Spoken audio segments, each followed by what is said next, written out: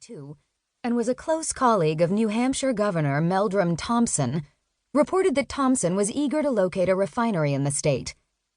Boris himself had no experience in the oil business. He owned a small printing and greeting card shop in Keene, and was busy trying to sell his invention of the Boris endless bread system, essentially a crustless bread. His interest in the refinery, he said, lay solely in trying to bring together two parties who shared a common interest. Gratsos was excited by the information, and along with Boris, met with Thomson to discuss the idea. The governor was equally excited about the project, reassuring Gratsos of his strong support as well as the support of William Loeb, publisher of the only daily statewide newspaper, the Manchester Union Leader. Gratsos, in turn, called Onassis and told him the good news. He had found what seemed to be the perfect location. Plus, he had the enthusiastic backing of the governor, which meant there probably would be no problems, no red tape. Onassis gave the go-ahead. Gratsos now ordered Green to go immediately to New Hampshire. The briefing Green received was unusually succinct, he later recalled. Essentially, Onassis wants a refinery in New Hampshire. Find a site. Obviously, Onassis had the ships, and if he could find somewhere to move the oil to, he could tie them up okay, Green said. But the way Gratsos put it, it was just like ordering a Cadillac. With no background about the geography of the land, Green met up with Boris and flew all over the state in a helicopter looking for a suitable site. New Hampshire has only an 18-mile-long seacoast, so locating a possible port hardly demanded a lot of thought.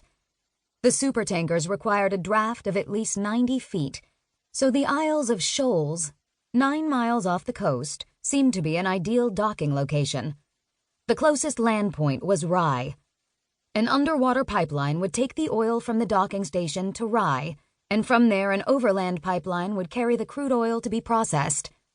Ideally, the refinery would be located in an area of about 3,000 relatively underdeveloped acres, and as close to Rye as possible.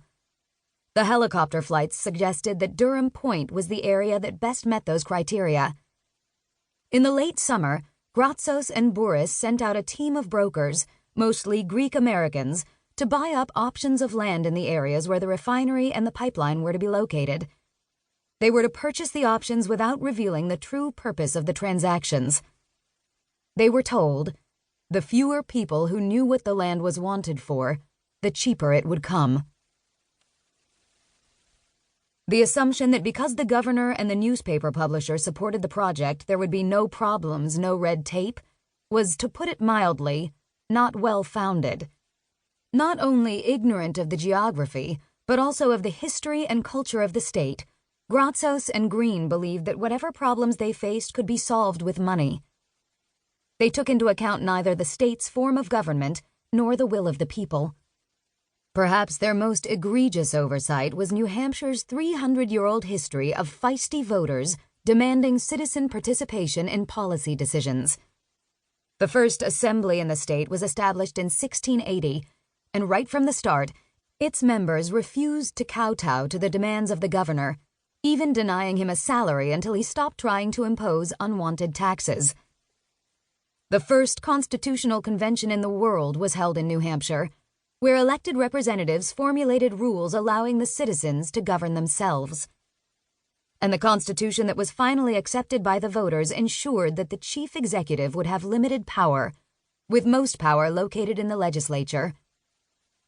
New Hampshire adopted the first free constitution in American history in January 1776, 6 months before the Declaration of Independence was signed. So intent were the framers on keeping the citizens involved in the affairs of government that the first house included one elected representative for every 100 families. As the population increased, so did the number of house members, reaching a high of 443.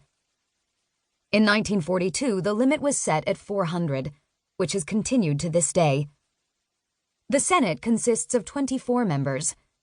The New Hampshire legislature is thus the largest legislative body in the country, apart from the U.S. Congress.